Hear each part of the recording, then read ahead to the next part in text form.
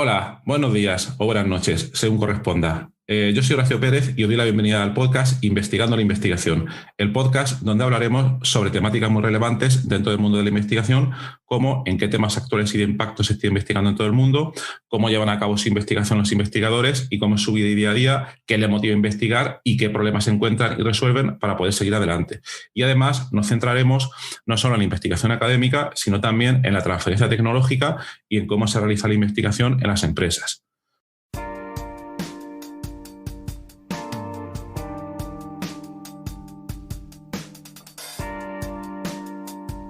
Hoy vamos a tratar el tema de cómo conseguir financiación para nuestros proyectos de investigación, pero mediante la ayuda de consultores. En episodios anteriores del podcast hemos tratado ya la importancia y relevancia de este tema. Sin ir más lejos, en el episodio 3 de la segunda temporada hablábamos de manera general de las diferentes convocatorias de financiación para investigación que existen. Era en términos bastante generales, pero ahí comentábamos las convocatorias regionales, nacionales, internacionales, europeas, de un modo bastante general, y también explicábamos cómo era el proceso de aplicación a una de estas convocatorias mediante un proyecto. Por otra parte, en otro episodio del podcast, en el episodio número 7 de la primera temporada, explicábamos cómo nuestro grupo había participado en la aplicación a una de estas convocatorias, en este caso una convocatoria europea, para participar en un proyecto sobre la aplicación de la inteligencia artificial a la medicina personalizada. Y ahí explicábamos cómo se monta un consorcio, el cual es necesario para aplicar normalmente a una de estas convocatorias, cómo es el proceso de aplicación y donde nos metíamos un poco más de lleno en todos esos detalles. Es importante tener en cuenta que no siempre está uno solo a la hora de aplicar a estos proyectos, sino que puede contar con ayuda de empresas consultoras que te pueden facilitar enormemente el trabajo en todas las fases de aplicación, redacción de propuestas, redacción de memorias, seguimiento del proyecto y en todas las fases. Entonces, como aquí en este podcast nos ocupamos de explicar todas las fases que tienen que ver con la investigación, no solo el escribir el paper, como insistimos muchas veces, está la investigación académica, está la investigación industrial, está la transferencia tecnológica, pero siempre tenemos en cuenta que existe un gran ecosistema alrededor de toda la investigación, y en este sistema también tienen obviamente cabida y mucha importancia estas empresas consultoras que van a ayudar tanto investigadores, grupos de investigación, universidades, centros de investigación, empresas e instituciones a, por una parte, buscar convocatorias adecuadas, suponiendo que alguna de estas instituciones tenga algunas ideas con las que quiera aplicar, o informarles de todas las convocatorias que hay abiertas y disponibles o las que pueden abrir dentro de poco para que puedan presentar sus proyectos. Luego, una vez hay un matching, les ayudan a montar un consorcio, en el caso que sea necesario, y luego les ayudan en el seguimiento de todo el proyecto.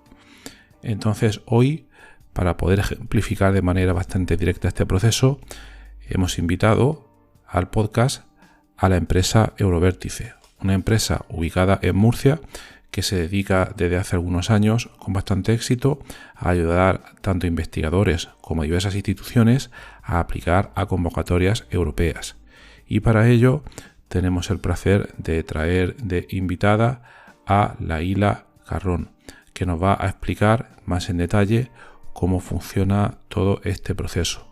En la nota del programa os dejaré tanto los detalles sobre la empresa Eurovértice como el contacto de Laila y también una serie de episodios que hemos publicado previamente en el podcast, donde podéis profundizar tanto en los aspectos de financiación como en cómo funciona un proyecto europeo determinado, como comentábamos antes al principio. Bueno, pues vamos a por el episodio. Hola, hoy tenemos aquí el placer de tener como invitada a Laila de Sola Carrón, que trabaja en Eurovértice. Hola Laila, buenos días. Buenas tardes, Horacio, ¿qué tal? Muy bien, muy bien. Muchas gracias por aceptar nuestra invitación. Y bueno, lo primero, ¿te podías presentar, Laila? Sí, claro. Bueno, pues yo soy ingeniera industrial y trabajo como responsable de innovación en la empresa de Eurovértice Consultores, y llevo en la empresa unos 7 años y me dedico sobre todo a asesorar a empresas y a otras organizaciones en temas de innovación y investigación y desarrollo. Uh-huh. ¿Y nos puedes comentar un poco cómo terminaste en el mundo de la consultoría? Pues un poco pues por casualidad. Yo empecé trabajando, bueno, primero en el sector industrial en Valencia, luego me mudé aquí a Murcia y empecé a trabajar en ingeniería.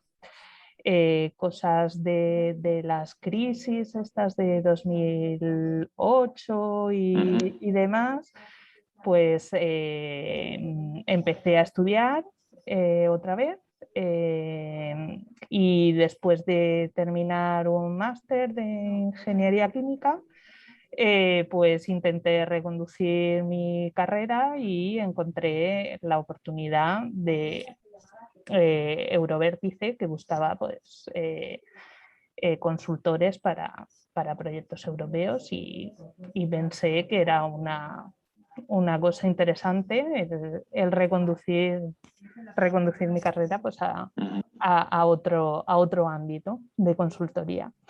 Y pues aquí me presenté y aquí sigo. Muy bien, perfecto.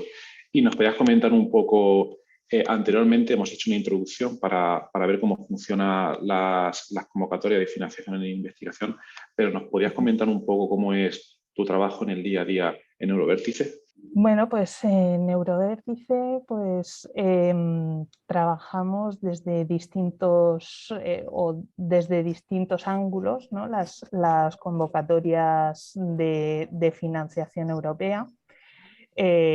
Analizamos las convocatorias tal como van saliendo, y pensamos en distintas organizaciones de la región a las que les podrían interesar, y pues hacemos una labor divulgativa, ¿no? de las convocatorias. Uh-huh.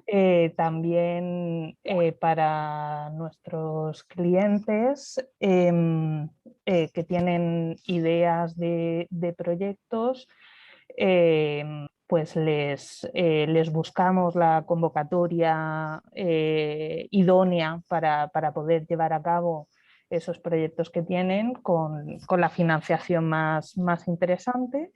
Uh-huh. Y también pues de las redes de contactos que hemos creado durante todos estos años, pues nos vienen ideas de proyectos que buscan pues algún socio que cubra una parte de la innovación, porque la gran mayoría de los proyectos europeos son en colaboración, ¿no? Uh-huh. De Claro. distintas organizaciones. Pues como te decía, algunos de nuestros socios de proyectos anteriores y contactos que hemos tenido, pues nos comentan ideas de proyecto que quieren llevar a cabo y para las que buscan socios, y de entre nuestros clientes pues les ofrecemos el perfil que más, Uh-huh. que más les puede cubrir, ¿no? O Uh-huh. complementar para esos proyectos. Y básicamente esas son las tres áreas que trabajamos en la financiación europea. Perfecto. ¿Y cuál dirías que es el paso más complicado de todo el proceso? Porque yo entiendo por lo que estás comentando, y para la audiencia que no lo sepa, a la hora creo que la palabra sería como montar un consorcio, ¿no? Un ¿Sí? consorcio de grupos o de empresas. Como has comentado antes, puede ser que inicialmente una institución tenga una idea para montar un proyecto o se quiera presentar una convocatoria, pero entonces, como hay que montar un consorcio y a veces en financiación europea debe ser con miembros de otros países, hay que buscar esos miembros, ahí entiendo que ayudáis vosotros, pero ¿cuál es el paso más complejo en ese proceso? Bueno, pues depende del proyecto, cada proyecto Claro. es distinto, ¿no? Pero sí, como has comentado, el tema de terminar de formar un consorcio que pueda ser el más idóneo para llevar a cabo un proyecto es complejo, ¿vale?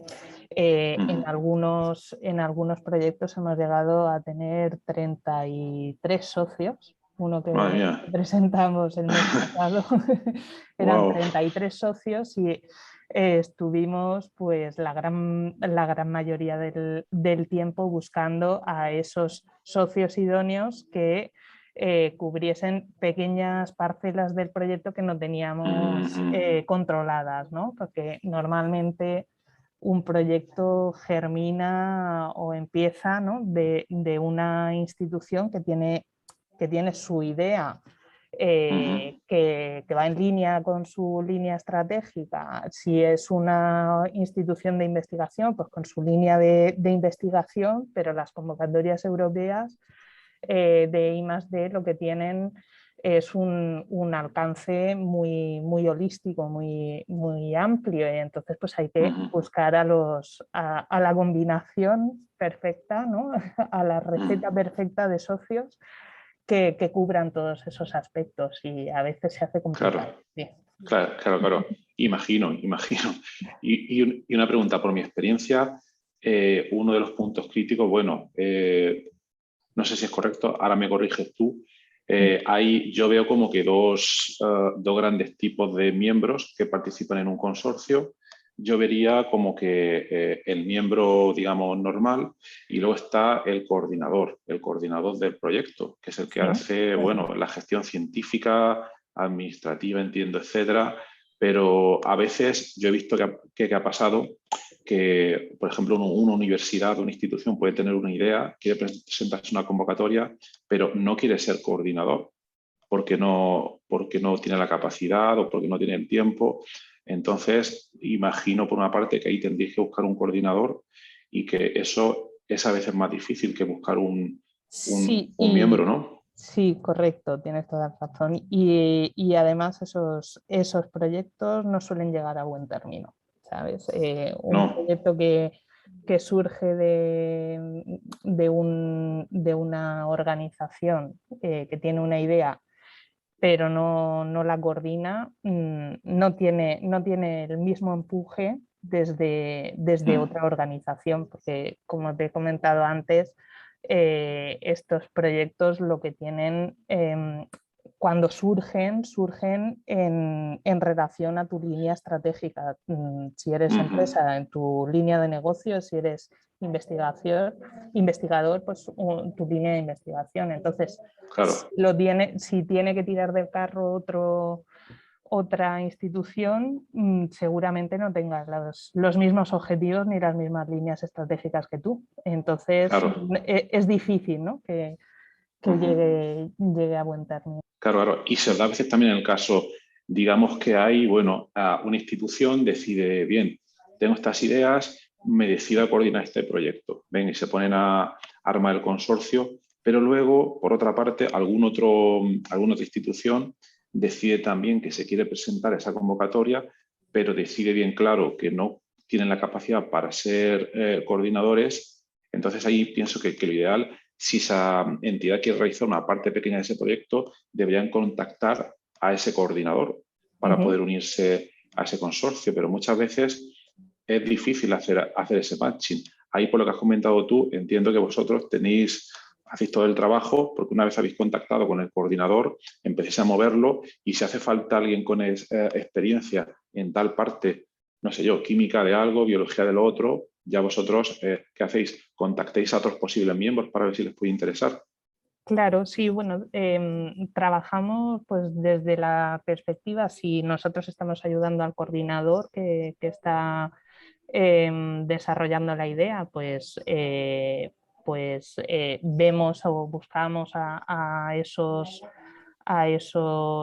socios o potenciales socios ideales, Y si lo que tenemos es un cliente que quiere participar en un proyecto, pues buscamos a ese coordinador que esté moviendo ideas, esté redactando o tiene la idea de redactar una propuesta de proyecto. Ajá. Y pues si lo hacemos desde la perspectiva de nuestro cliente que quiere entrar en el consorcio, pues ayudamos, ¿no?, a nuestro cliente pues, a presentarse, ¿no? Digamos, es un símil a una entrevista de trabajo, realmente. Claro. Pues le preparamos su currículum de organización de I+D y pues lo ponemos en contacto.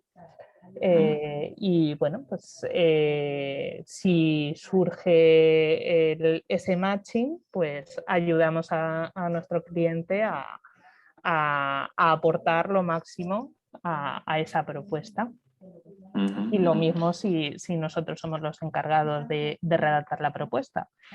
Si el coordinador busca un socio determinado o vemos nosotros que la propuesta necesita un socio determinado, pues vamos a buscarlo y bueno, pues le pedimos que aporte todo lo que vemos que falta en la propuesta.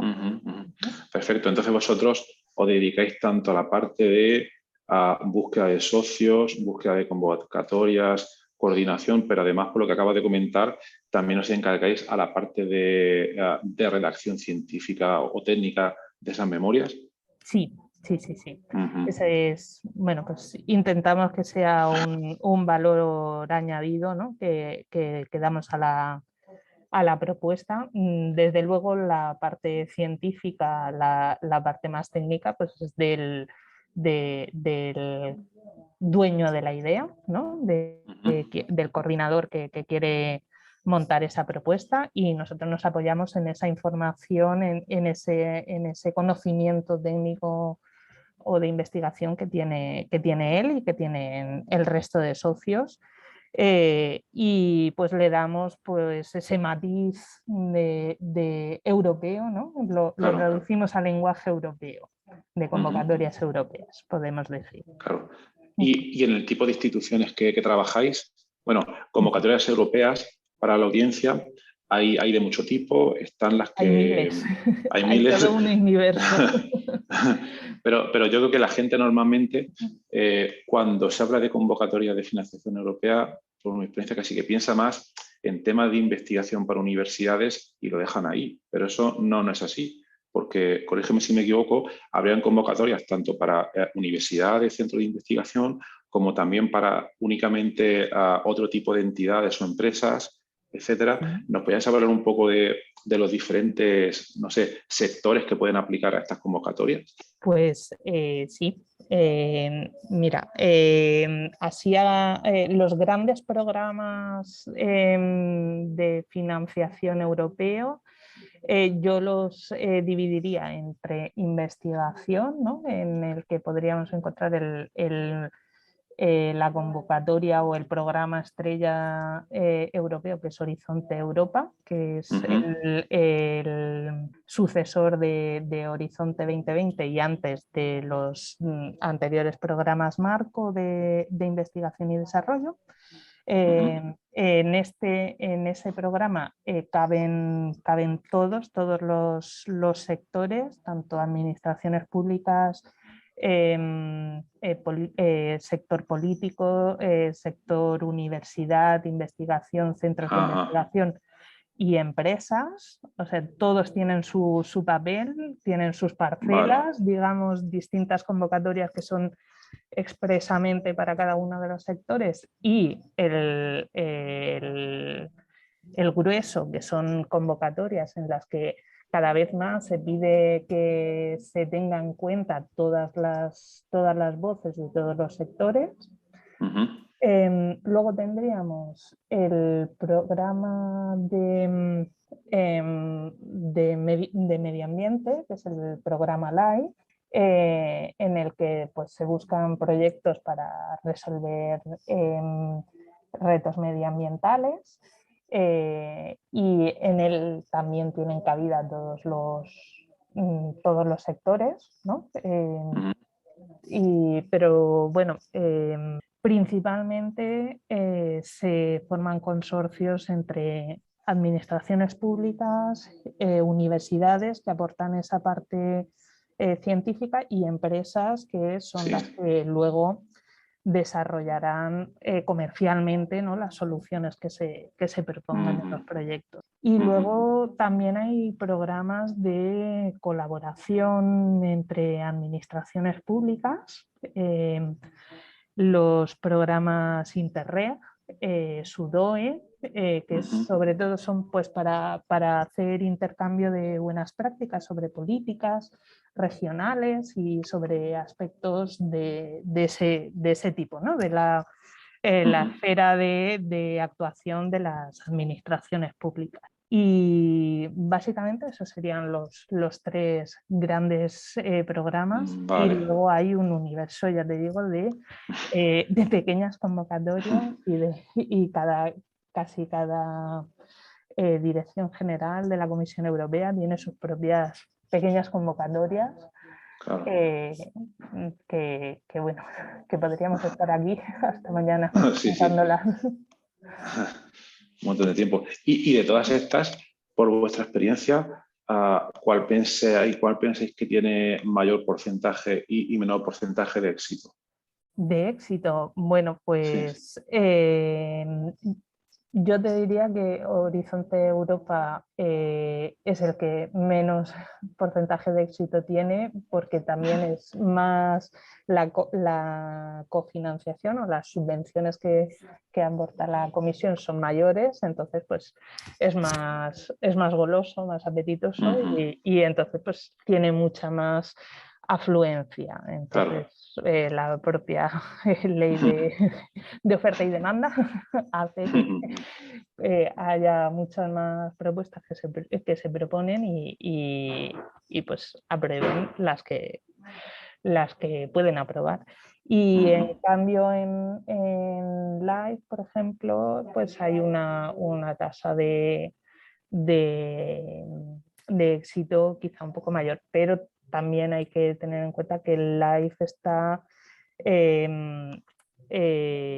enfocado solo a proyectos medioambientales y claro, en Horizonte Europa pues tienes distintas disciplinas, es mucho más amplio también. Claro. Y habría aquí, pero estás comentando, claro, el programa LIFE, que es en temas medioambientales, parece ser, bueno, es por lo que estás comentando tú, uno al ser de los que más tiene, a mí me da la impresión de que Europa le da especialmente importancia al tema medioambiental, lo cual también pues me parece bien, ¿no? Porque es algo que nos repercute a todos, ¿no? Pero claro, hay otros temas, por ejemplo, salud, nuevas tecnologías, etcétera. ¿A ese tipo de programas tienen algo especial o se les da también el mismo peso o están un poco detrás en cuanto a prioridad? ¿O cómo funciona eso? No es que estén detrás, es simplemente que son los más famosos son Horizonte Europa y LIFE porque también son los que llevan más tiempo, ¿vale? Vale. Siendo gestionados y bueno, pues se les da más publicidad. Pero dentro de Horizonte Europa, por ejemplo, hay todo un capítulo dedicado a salud, otro a nuevas tecnologías y también la Dirección General de Salud de la Comisión Europea tiene su propio programa de Health, ¿vale? Para proyectos de salud, su propia convocatoria. Y para tecnologías digitales también hay un programa que está por salir todavía, Digital Europe, que también cubre pues, las nuevas tecnologías de información, inteligencia artificial, tecnologías cuánticas. O sea que todo está... Hay cosas. Exacto, todo tiene su importancia, lo que pasa que yo te hablo así a grandes rasgos. Claro. Pues entonces, mira, otra pregunta que creo que le puede interesar bastante a la audiencia. Ahora, una pregunta mucho más práctica, ¿vale? Imagínate que hay alguien del sector universidad, centro de investigación, y quiere participar en un proyecto europeo tipo, no sé, voy a decir grafeno por decir algo, ¿vale? Porque he leído aquí convocatorias, no es mi tema, pero bueno, vamos a suponer un grupo de investigación que quiere participar en una convocatoria de grafeno y que no quiere ser coordinador. ¿Cómo sería el proceso en el cual ese grupo de investigación trabajaría con vosotros? Bueno, pues con nosotros. Bueno, pues nosotros primero lo que hacemos con nuestros clientes es analizar su currículum, como te Claro. decía antes, ¿no? Ajá. Cuáles son las innovaciones que ellos tienen o las líneas de investigación en las que están trabajando, ¿no? Para identificar pues, digamos, los puntos fuertes que puede aportar una institución a un proyecto. Y sobre la temática que concretamente a ellos les interesa, buscamos tanto convocatorias específicas sobre esa temática como otros proyectos que quizás la temática es mucho más amplia. Ahora hay muchas de economía circular o de nuevos planes de sostenibilidad en las ciudades, en las regiones, en las que quizá esa innovación que ellos proponen puede ser una pieza del puzzle, ¿no? de la propuesta. Y una vez que identificamos una convocatoria interesante, pues ya nos centramos en esa convocatoria y en los posibles coordinadores de propuestas que podrían estar trabajando en proyectos que les pueda interesar a este cliente o a esta institución. Y pues hacemos la búsqueda de contactos y les ponemos en contacto para que surja la magia. Vale, entonces, eso es como unos celestinos, exactamente. Exacto. Buena analogía, vale. Entonces, vamos a suponer que se ha producido esa magia y que hay un entendimiento y que después de esa fase todos dicen, venga, vamos para adelante, vamos a aplicar a la convocatoria.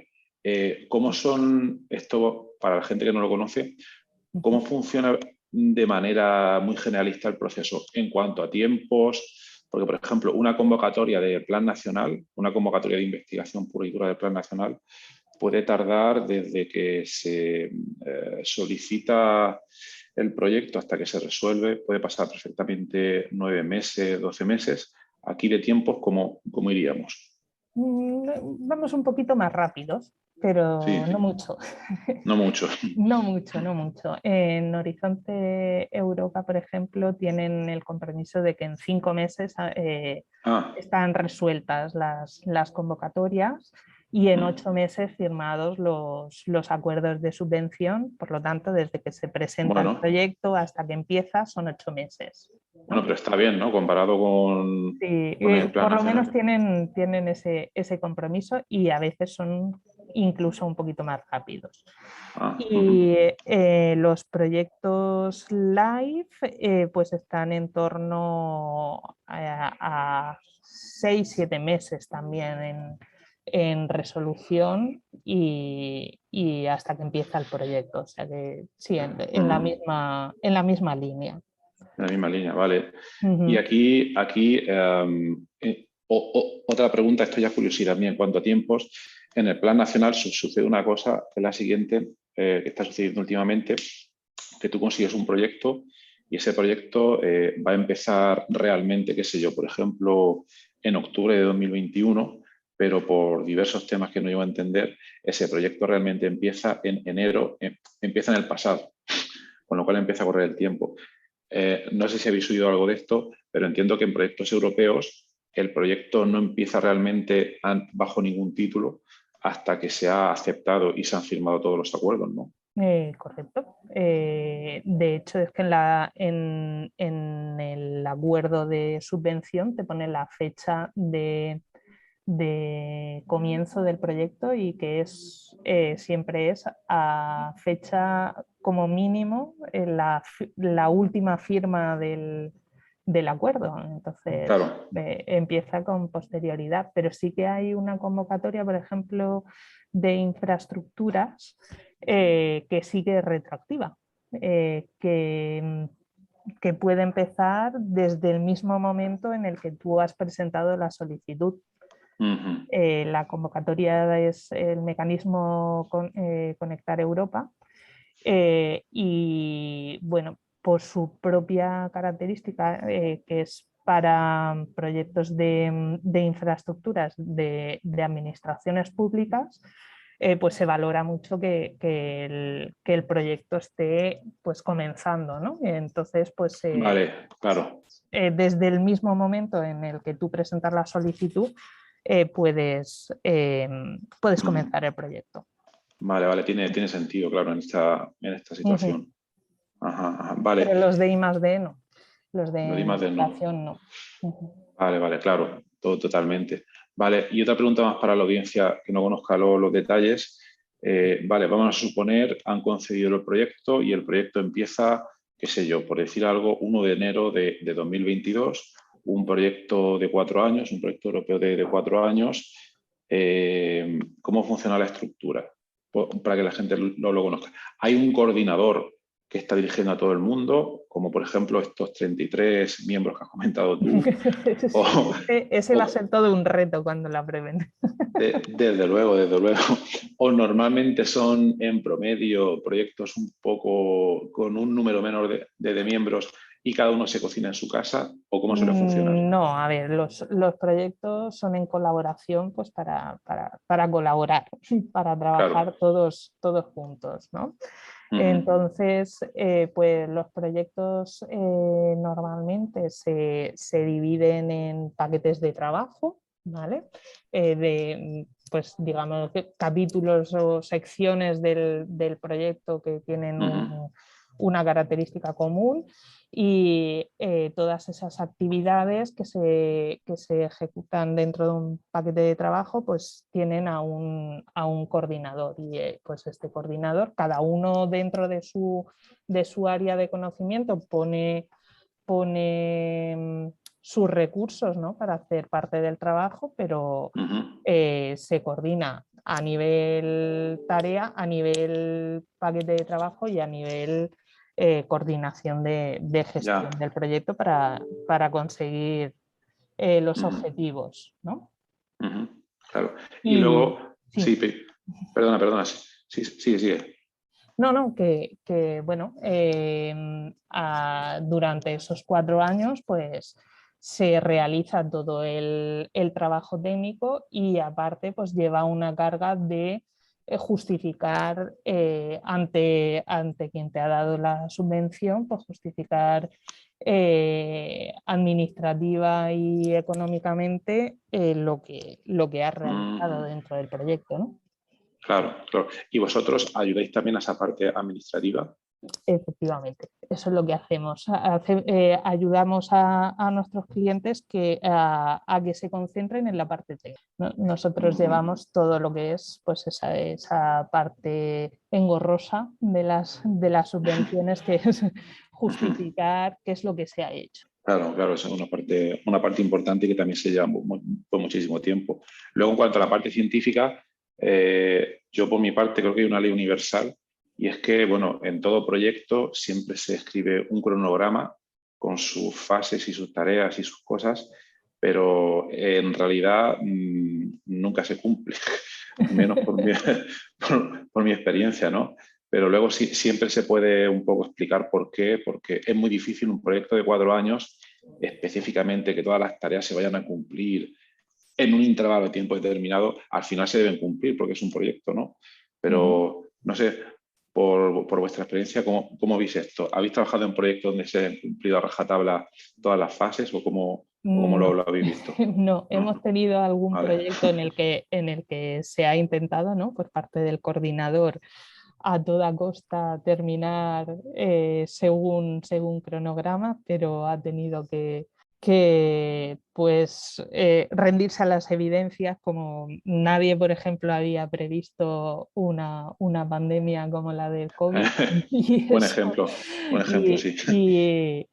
pues claro, tienes que adaptarte a las circunstancias y Claro, reconducir esas previsiones, ¿no? Porque al fin y al cabo tú en una propuesta de proyecto tú tienes unas previsiones y una planificación en función de los resultados que tú crees que vas a ir obteniendo, pero claro. para algo es investigación y para algo tiene este riesgo, que es lo que hace que te subvencionen. Porque Claro, claro. te subvencionan porque hay un riesgo de no conseguir lo que tú tenías previsto. Entonces, pues, lógicamente, la planificación temporal también se puede ver afectada en función de los resultados. Claro. De hecho, Y en la mayoría de las memorias suele haber una parte donde se intenta planificar un poco el plan de contingencia, donde se suponen una serie de riesgos que suelen ser lógicos, y con una serie de medidas a actuar o plan B para tomar. Pero como tú has dicho, el tema del COVID pues no lo preveía nadie. Entonces, efectivamente, claro, hay cosas que no se pueden claro. ver. Efectivamente, pues si ya en el primer momento en la propuesta ya asumes que puedes tener unos riesgos de no conseguir ciertos resultados, pues se asume, ¿no? que esa planificación pueda ser alterada y todo el mundo lo entiende. Claro, claro, y debe ser así porque es la realidad. Y luego otra cosa, ¿podrías contar el caso este de los 33 partners? Ese supongo que no podéis decir nada porque se acaba de echar el proyecto, pero ¿podéis Claro. comentar algún caso de éxito de algún proyecto que ya esté en marcha y que la información sea pública? Sí, bueno, pues tenemos varios proyectos que hemos redactado nosotros y otros tantos en los que hemos ayudado a algún cliente a participar. Por ejemplo, uno de nuestros clientes es una empresa de piensos animales. Y le ayudamos a participar en un proyecto de economía circular. El proyecto se llama Feed for Life y acaba este mes. Después de 4 años, no, 3 años y medio, el medio ha sido adicional, ¿no? Que se ha tenido que solicitar una prórroga. Y pues gracias a este proyecto, nuestro cliente pues, ha desarrollado nuevas fórmulas nutricionales más sostenibles y ha dado lugar a productos cárnicos más sostenibles. Ah, genial. Y a raíz del proyecto, pues se ha lanzado a coordinar un proyecto, nuestro cliente, que también ha sido aprobado y que estamos poniendo en marcha ahora, que el proyecto se llama Sustavian Feed y trata de desarrollar una nueva fórmula de alimentación más sostenible para el sector avícola. Y pues nuestro cliente, que no lo he dicho, es la empresa Alia, Piensos Alia, y coordina un proyecto de 8 socios de 4 países distintos. Tiene socios italianos, de Turquía, de Túnez y socios españoles. Muy bien, muy interesante. Muy interesante. Claro, bueno, aquí para la audiencia es importantísimo, claro, al tratarse de financiación europea, proyectos europeos, una vez se concede el proyecto, para que el proyecto avance, hay un coordinador, hay que hacer cosas, pero también suelen haber unas reuniones de coordinación donde se intercambia información y ahí debe haber un componente importante pues, de intercambio en diferentes idiomas, que normalmente es el inglés. Sí, Bien, sí, ¿no? sí.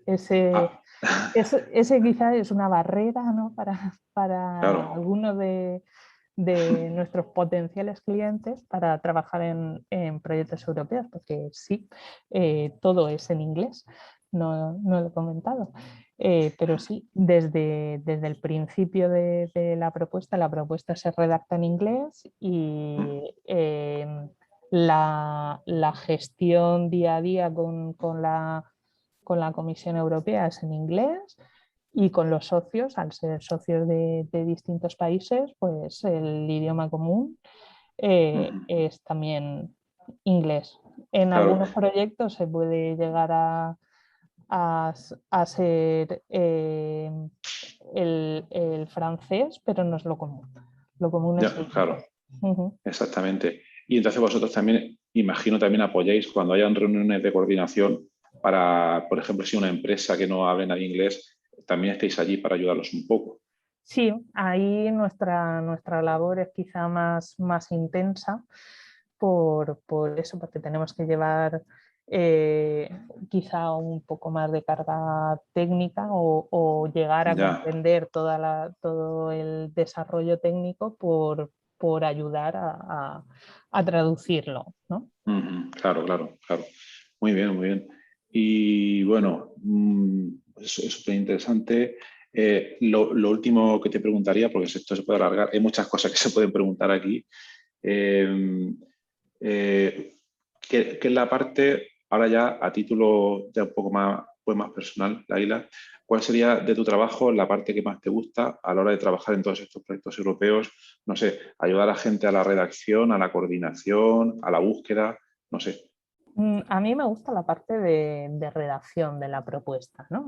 Sí, Cuando intentas pues, desgranar todo lo que va a aportar ese proyecto a las distintas políticas europeas y al bienestar de la sociedad, ¿no? Porque hay que explicar todos los posibles impactos, por qué haces tú ese proyecto y claro, esa parte es la que quizá a mí me divierte más. genial, genial. Sí, hay que las partes que uno disfruta, esas son Ujú. las que hay que meter ahí, ¿vale? Interesante. Y ya por último, bueno, no sé si tienes alguna anécdota de algún proyecto que hayas participado, de alguna convocatoria, o sea, Anécdota. algún dato curioso. Pues no sé, así a voz de pronto no se me ocurre ninguna así muy graciosa. Eh, pero bueno, pues las peleas de última hora, ¿no? Ya, Porque las convocatorias tienen fecha límite y esas últimas noches sin dormir, ¿no? claro, claro, sí. Se producen todos los meses, ¿no? Porque todos los Sí, meses sí, sí. tenemos presentación y bueno, pues esos últimos días siempre son muy tensos uy, me he dejado una coma, uy, la imagen no se ve bien, uy, esa tabla se ha movido. Sí, sí, sí. Esas cosas súper importantes, ¿no? Exactamente. de última hora o que la plataforma no funcione donde subimos Sí, sí. la propuesta. Y bueno, Siempre. pues eso siempre nos pasa, ¿no? A última hora. Sí, esas siempre están ahí. Esas son universales y Sí. por mucho que haga uno, siempre es imposible quitarlas de encima. Muy bien.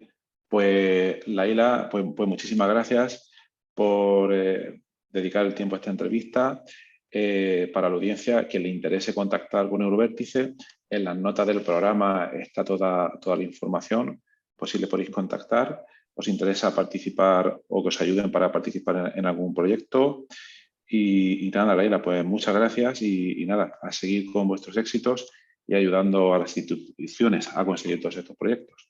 Muchas gracias a ti por invitarnos. Muy bien, hasta luego, adiós. Hasta luego.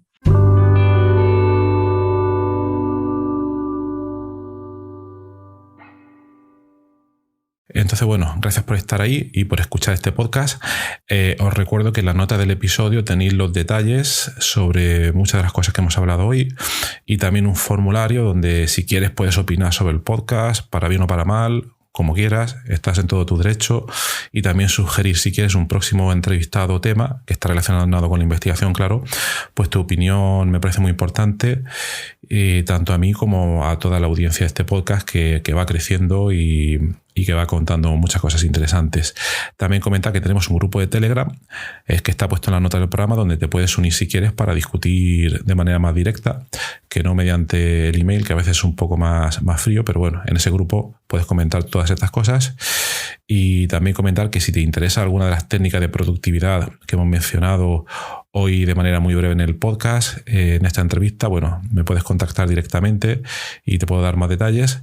Y por último, si te ha gustado, te agradecería muchísimo que lo recomendases a quien veas que le puede interesar y difundirlo por las redes sociales o donde sea. Y nada, y si estás en Apple Podcast, pues ponernos ahí 5 estrellas o 4 como quieras. Siempre viene bien. Muchas gracias. Hasta luego.